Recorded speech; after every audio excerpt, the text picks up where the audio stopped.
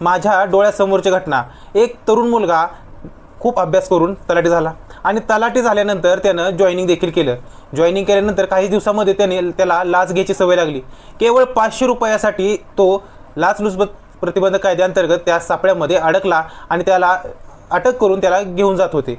घेऊन जात असताना त्याच्या बायकोनं तिथं रडायला लागली, त्या अधिकाऱ्यांच्या पाया पडायला लागली की साहेब माझ्या नवऱ्याला सोडून द्या। हे पाहताना मला खूप वाईट वाटलं। मग असं म्हणत आला की हे अधिकारी एवढा अभ्यास करून एवढे मोठे अधिकारी होतात, त्यांच्या हातात पद येतं, मग ते असं का वागतात, का ते लाच घेतात? जसं तंबाखूच्या पुडीवर किंवा गुटख्याच्या पुडीवर लिहिलेलं असतं की तंबाखू खाने से कर्करोग होता आहे, तरी देखील माणूस तंबाखू खायचं सोडून देत नाही।